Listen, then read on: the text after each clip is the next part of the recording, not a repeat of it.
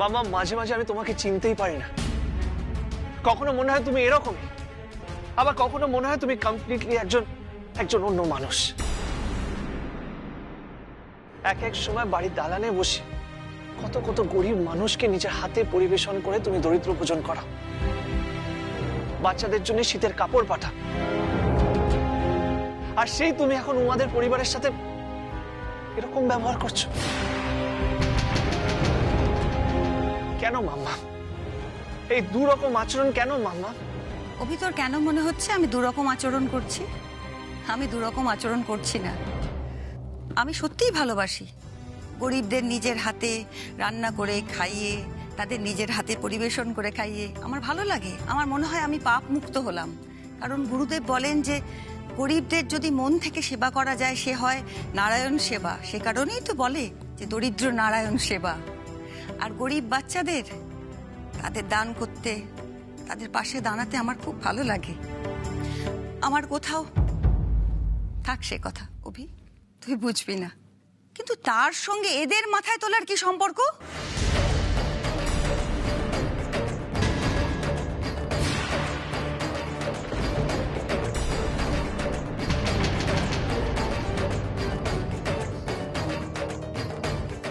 এক সেকেন্ড মাম্মা, গরিবদের সেবা করো, পাপ মুক্ত হও, আর সেই গরিবদেরকে অপমান করো কেন মাম্মা? মানে আমি লজিকটা বুঝতে পারছি না।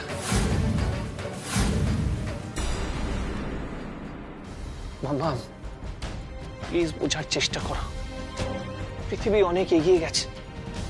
এইসব পুরনো চিন্তাধারা আমরা ঝেড়ে ফেলেছি, আর এখনো যারা এইসব পুরনো চিন্তাধারা আঁকড়ে বসে গেছে তারা অনেকটা পিছিয়ে গেছে মাম্মা। তাই প্লিজ আমি তোমাকে রিকোয়েস্ট করছি, এইসব পুরনো চিন্তাধারা ঝেড়ে ফেলো প্লিজ মাম্মা। অভি, তুই আমাকে ব্যাকডেটেড বললি, বেশ বললি। তা যখন ব্যাকডেটেড বললি তাহলে একটু ব্যাকে চলে যাই আমি। আমার পরিবারের ঐতিহ্য, আমার পরিবারের বনেদি আনা, এসবগুলো নতুন করে মনে করিয়ে দিই তোকে। তুই নিশ্চয়ই ভুলে যাসনি যে আমাদের ঠাকুর দাদা ফ্রিডম ফাইটার ছিলেন। আজও তার সম্মানে লোকে মাথা নোয়ায়, ভুলে যাসনি তো? তারপর আসছেন আমার বাবা। আমার বাবা ব্যবসা শুরু করলেন, খেলাধুলোর সরঞ্জামের ব্যবসা। সম্মানের সঙ্গে, সততার সঙ্গে সে ব্যবসা করলেন, এবং আমার দাদা সেই সম্মান সততা বজায় রেখে তাকে উন্নতির শীর্ষে পৌঁছে দিল। আজকে এই কলকাতা শহরে কেন, হয়তো গোটা পশ্চিমবঙ্গে আমাদের পরিবারকে এক ডাকে চেনে সকলে। এই পরিবারের প্রতিটি সদস্যের দায়িত্ব সে সম্মানকে বজায় রাখা, এতটুকু ক্ষুণ্ণ না করা। এমনকি এই পরিবারে যারা থাকে, খায়, মানুষ হয়েছে, তাদেরও দায়িত্ব। অরবিন্দ থাকেনি এ বাড়িতে, মানুষ হয়নি, খায়নি, পড়েনি, তবে তার দায়িত্ব ছিল না এ বাড়ির সম্মান বজায় রাখা? না, তার তো কোনো মাথা ব্যথাই নেই। সে কোথা থেকে একটি মেয়েকে ধরে আনলো এ বাড়ির বউ করে? কেন? ওর যখন মাথা ব্যথা নেই, আমারও নেই।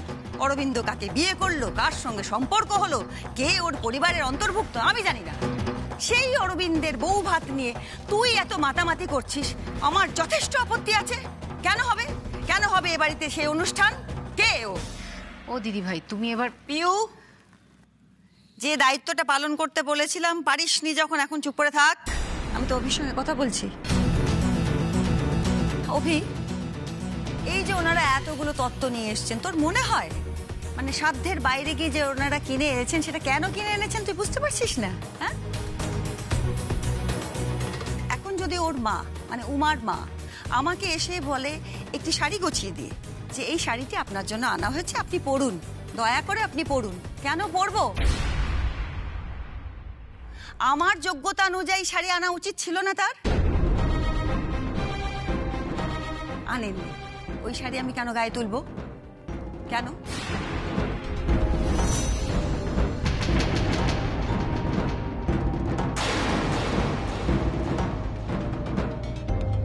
খুবই, আমি একটু বেশি রেগে যাচ্ছি তাই না? আসলে কি জানিস, আমি এখনো বেঁচে আছি, এখনো সংসারের হাল ধরে রেখেছি বলে সংসারটা ঠিকঠাক মতন চলছে।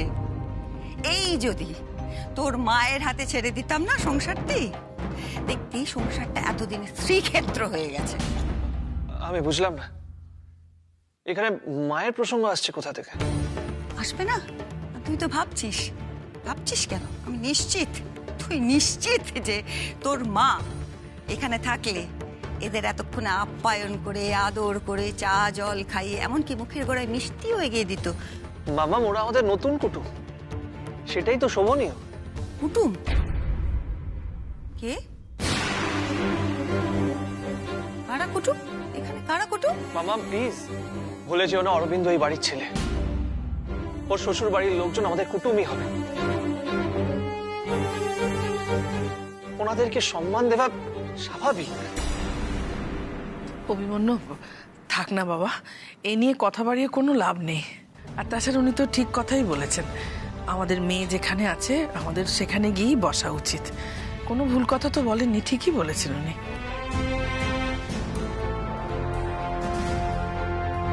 মা,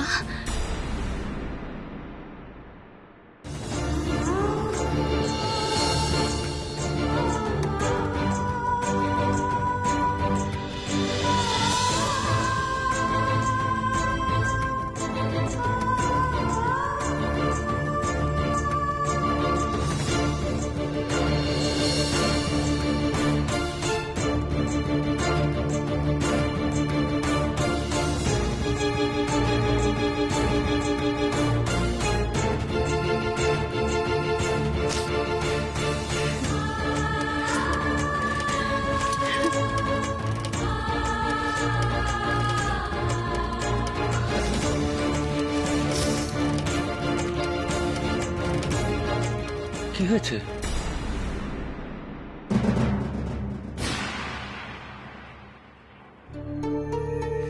মা, সবকিছু ঠিক আছে তো? সমাধি, সব ঠিক আছে, কোনো প্রবলেম হয়নি। আমি আসলে সবার সাথে সবার আলাপ করাচ্ছিলাম, আর তাছাড়া ভুলেই গেছি, মায়ের সাথে তো আপনাদের আলাপ করানোই হয়নি। আপনারা দাঁড়িয়ে আছেন কেন? প্লিজ বসুন না, বসুন না প্লিজ। না,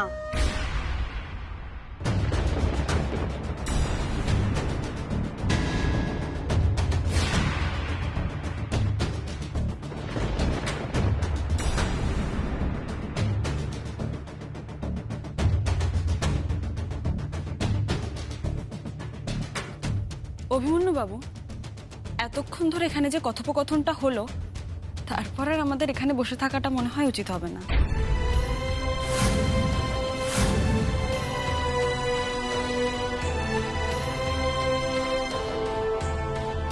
সকলের কাছে তো তার মান সম্মানটা সব থেকে বেশি প্রিয় হয়। আমিও সেটুকুই বাঁচানোর চেষ্টা করছি। মিষ্টি আম্মা, চলো না, আমরা বরং আউট হাউসেই যাই, দিদিভাই যেখানে থাকে। মা চলো। এই দিদিভাই, কি রে, নিয়ে চল আমাদের। উমা, উমা, আমার কথাটা একবার শুনুন না। না,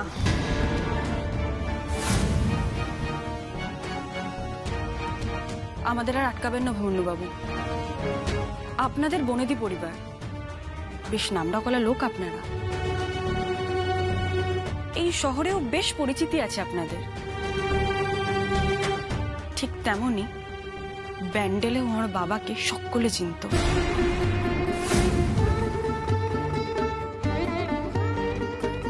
খুব সম্মান করতো সকলে, এমনকি এমনকি আমার মাকেও না সবাই খুব সম্মান করে, জানেন।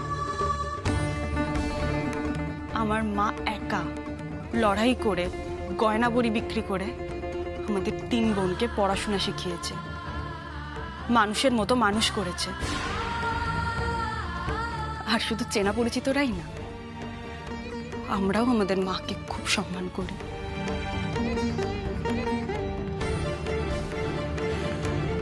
অভিমন্যু বাবু, সম্মান শুধু বনেদিয়ানার মধ্যেই থাকে না, থাকে খেটে খাওয়ার মধ্যেও।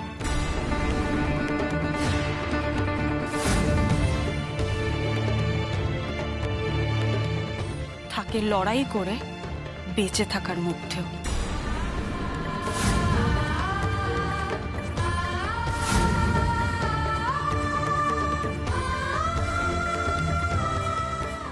বৌদি, তোমরা একটু এসো না গো, একটু এগুলো নিয়ে নাও।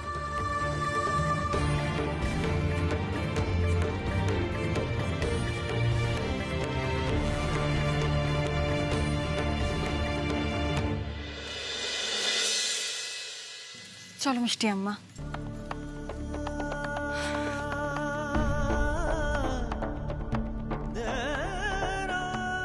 বনমালী কাকা, তুমি যাও, সবার বসার ব্যবস্থা করে দাও, চাও না? অরবিন্দ শোনো, আমিও বুঝতে পারছি না যে কিভাবে ম্যানেজ করবো। চল চল চল চল। অভি, কি হয়েছে কি তোর? হ্যাঁ, তোর সামনে ওই মেয়েটি এরকম ভাবে অপমান করলো আমাকে। আমাকে অপমানিত হতে দেখলি, তার সত্ত্বেও ওদের পেছন পেছন যাচ্ছিস ওদের খেয়াল রাখার জন্য। কে তোমাকে অপমান করেছে পিসিমণি?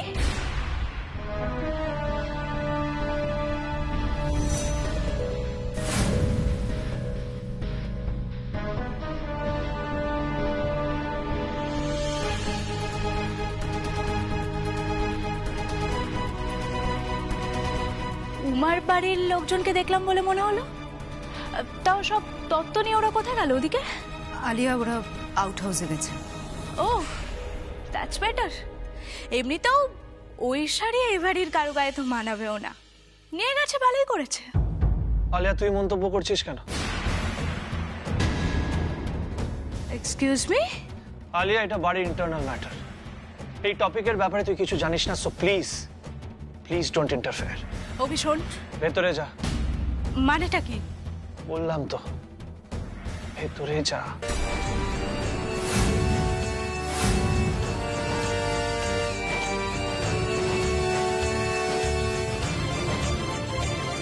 দেখ আলিয়া, অরবিন্দর বউ ভাতের অনুষ্ঠানে নেমন্তন্ন পেয়ে তুই এখানে এসেছিস, তাই যার নেমন্তন্ন পেয়ে এখানে এসেছিস, আই হোপ তুই তাকে ইনসাল্ট করবি না।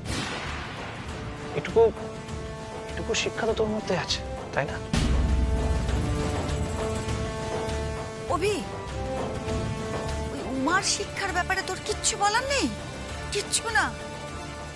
এই যে বাড়ি ভর্তি লোকের সামনে আমাদেরই বাড়িতে আমাকে অপমান করে গেল, তোর তাতে কিচ্ছু যায় আসে না, তাই তো? কিন্তু মাম্মা। থাক অভি, আমি বুঝে গেছি আমার প্রয়োজন ফুরিয়েছে। প্রয়োজনের ভালোবাসা, প্রয়োজন ফুরিয়েছে, ভালোবাসাও শেষ, তাই তো? মাম্মামকে আর প্রয়োজন নেই, বড় হয়ে গেছে মাম্মাম।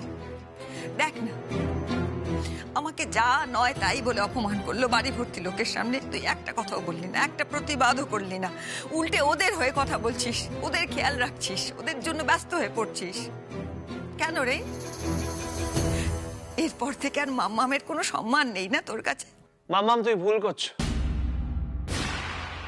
তুই ভালোভাবেই জানো যে আমার জীবনের শেষ দিন অবধি আমি তোমাকে রেসপেক্ট করব, তোমাকে সম্মান দেব, জানো তুমি এটা মাম্মা। কিন্তু মাম্মাম, তার মানে এটা না যে আমি অন্য কাউকে ডিসরেসপেক্ট করব, তাকে অপমান করবো। That is not possible. এবং তুমি কেন এরকম করছো? ও মাম্মাম, প্লিজ একটু বোঝার চেষ্টা করো। গরিব বলে একদল লোক পিছিয়ে থাকবে, আর তুমি যেটা বললে, মনে দিয়ে আনার জোরে একদল লোক সব অ্যাডভান্টেজেস নেবে। কেন মাম্মা, কেন? সেসব দিন চলে গেছে মাম্মা। এই সোসাইটিটা এখন একটা ব্যালেন্সে চলে, যারা এই ব্যালেন্সটা বোঝে সবাই তাদের রেসপেক্ট করে, আর যারা এই ব্যালেন্সটা বোঝে না তাদের কেউ সম্মান করে না মাম্মা।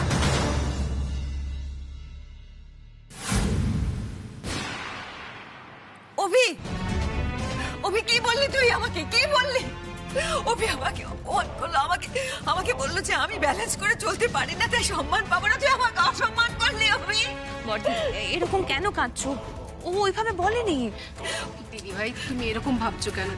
অভি কি তোমাকে ছোট করার ছেলে বলো? তুই আমাকে বোঝাতে আসিস না। অভি এই কথাগুলো আমাকে বলে গেল, আমাকে ছোট করলো। ওই একটা বাইরের মেয়ের জন্য আমাকে ওর পক্ষ নেবে বলে, তো উমার পক্ষ নেবে বলে আমাকে বললো আমি ব্যালেন্স করে চলতে পারি না। আমার ছেলে আমাকে অপমান করছে, আমাকে দূর করে দে, আমি থাকবো না। আমার ছেলে আমাকে অপমান করে, এই বাড়িতে আমি কেন থাকবো? পিসুমণি, পিসুমণি তুমি শান্ত হও প্লিজ। একদম কান্নাকাটি করবে না, একদম কান্নাকাটি করবে না, চোখ মোছো। আচ্ছা, তুমি তো অভিকে চেনো নাকি? আচ্ছা ঠিক আছে, আমি তোমার সাথে কথা বলছি, ঠিক আছে? তুমি চলো এখন আমার সাথে, চলো তো, ওঠো ওঠো, চলো। অভি কেন বললো? চলো, তুমি চলো আমার সাথে। কেন বললো?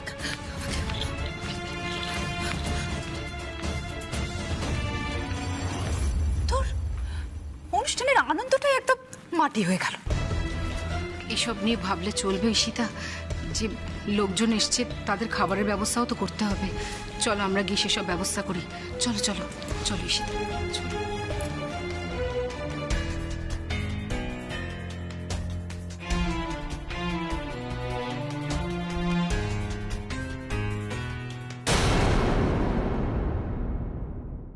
বনমালী কাকা, ওনাদের খেতে দাও। দিতাছি দিতাছি।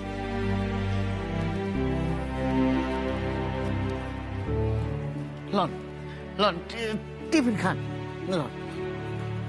হ্যাঁ আচ্ছা এলো মা, ধরো টিফিন খাও। দিদি টিফিন লন। হ্যাঁ লন লন, আপনিও লন। কি হলো? দেখতে নাই অবশ্য। ঠিক আছে। ওমা, মাসিমা আপনি তো কিছুই খাননি, খান না। এই পুচকি, তুমি চুপ করে বসে আছো কেন? খাও খাও, তাড়াতাড়ি খাও। বনমালী দা, তুমি কি ওনাদের দিয়েছো? আচ্ছা সত্যি করে বলতো, এবারে লোকেরা কি মাকে কিছু বলেছেন? দেখ, মা কিন্তু কিছুই মুখে তুলছে না। আমি মাকে কতবার বললাম অন্তত একটা মিষ্টি মুখে দিতে, কত দূর থেকে এসেছে, কিন্তু মা তো কিছুই খেলো না রে। মা খুব কষ্ট পেয়েছে না রে। দিদিভাই, দিদিভাই এরকম কিচ্ছু হয়নি। আচ্ছা তুই কেন এত ভাবছিস বলতো? মা, আমি ভাববো না? আমার মায়ের যাতে কোনো রকম অপমান না হয়, তাই আমি ওই খারাপ ছেলেটিকে বিয়ে করতে চাইনি। তারপর আমার যখন অরবিন্দ বাবুর সঙ্গে বিয়ে হলো, আমি ভেবেছিলাম যে সেই মানুষটা অন্তত এমন একটা মানুষকে তো পাশে পেয়েছি, যে মানুষটা আমার পরিবারকে ভালোবাসবে, আমার মাকে সম্মান জানাবে, শ্রদ্ধা করবে। সেটা তো উনি করছেন দিদিভাই। আচ্ছা তুই বলতো, আজ যে আলোচনাটা হলো সেখানে কি উনি ছিলেন? আচ্ছা এই সবকিছুর মধ্যে ওনার দোষটা কোথায় তুই আমাকে বল। আমি জানি না, আমি কিছু জানি না ও মা। আমি শুধু এইটুকু জানি যে আমার বউ ভাতে এসে আমার মাকে অপমানিত হতে হয়েছে। এর জন্য আমি তোমাদের কাছে হাত জোর করে ক্ষমা চাইছি।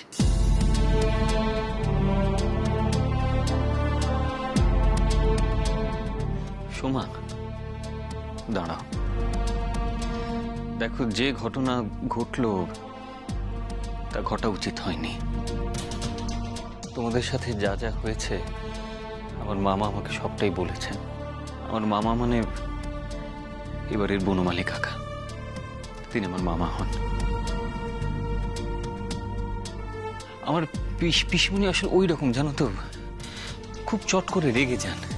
আর একবার রেগে গেলে মুখে যা আসে, তখন সামনে যে মানুষটা দাঁড়িয়ে আছে তার কিরকম লাগবে এটা বোঝার মতো, বিবেচনা করার মতো মনের অবস্থা পিসমুনির থাকে না। কিন্তু মানুষটা খুব ভালো, খুব নরম মনের। আমি সত্যি বলছি সোমা, মানুষটা সত্যি খুব ভালো। যাকে ভালোবাসে তাকে ভীষণ ভালোবাসে। আমি পিসিমুনির হয়ে তোমাদের কাছে ক্ষমা চাইছি। দেখো, তোমরাও তো আমার পরিবার, দায়টা তো আমারই থেকে যায়, তাই না? আর আমি জানি আমি ক্ষমা চাইলেই মায়ের খারাপ লাগাটা হয়তো চট করে মিটে যাবে না, কিন্তু তবু চেষ্টা তো করতে হবে, তাই না? আমি মাকে বুঝিয়ে সুঝিয়ে ভেতরে নিয়ে আসছি। এই সোমা, উমা তো কিছু খাইনি, তাই না? উমা, তুমি কিছু খেয়ে না। না না, শোনো শোনো, অভি নিজে হাতে সমস্ত আয়োজন করেছে, খাবার দাবার শরবত সবকিছু ছেলেটা একা করেছে। কিছু অন্তত মুখে দাও।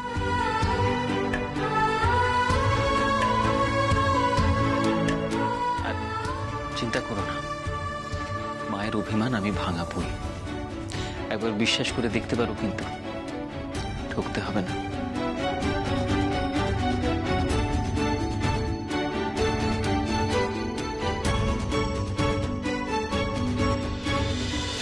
ঠাম্মি, আপনার কাছে ক্ষমা চাওয়ার ভাষা আমার নেই, কিন্তু তবু যদি কিছু মুখে দেন তাহলে আমার খুব ভালো লাগবে। তা না হলে আপনারা আমাকে ক্ষমা করলেও আমি নিজেকে ক্ষমা করতে পারবো না।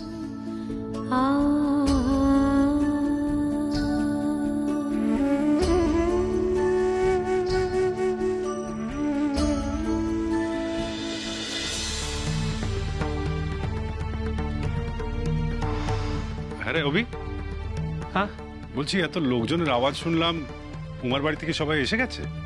হ্যাঁ মেচকা, ওরা সবাই আউট হাউসে আছে। ও আচ্ছা, তা উমাও কি আউট হাউসে আছে? হ্যাঁ ঠিক আছে, আমি তাহলে ওর সাথে গিয়ে দেখা করে নিচ্ছি এক্ষুনি। মেচকা, হ্যাঁ বুঝলাম আমার কাছ থেকে তুমি ওমার ফোন নাম্বার নিলে, ওর সাথে কথা হয়েছে? হ্যাঁ হয়েছে।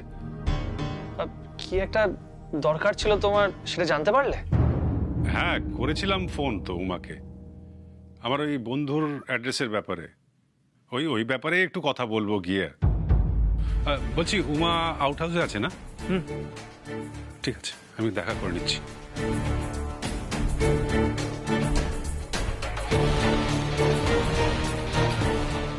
ছোটবেলা থেকে তোমাকে দেখছি মেচকা, কোনো দিন মিথ্যে বলতে শুনিনি, কিন্তু আজ প্রথমবার তুমি আমায় অর্ধ সত্যি বললে, আর সেই কারণে আমার চোখের দিকে সোজাসুজি তাকাতে পারলে না। কেন বললে মিথ্যে মেচকা? উমার সঙ্গে তোমার এত দরকারই বা কিসের?